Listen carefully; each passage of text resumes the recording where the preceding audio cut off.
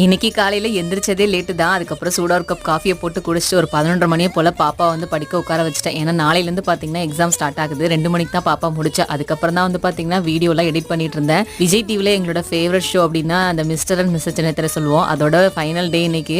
So அதையும் உட்காந்து பார்த்துக்கிட்டு அப்படியே வந்து பார்த்தீங்கன்னா எடிட் பண்ணி முடிச்சுட்டு வாய்ஸ் ஓவர் கொடுத்துட்டு இருக்கேன். அதனால தான் இன்னைக்கு வீடியோ வர கொஞ்சம் லேட் ஆயிடுச்சு.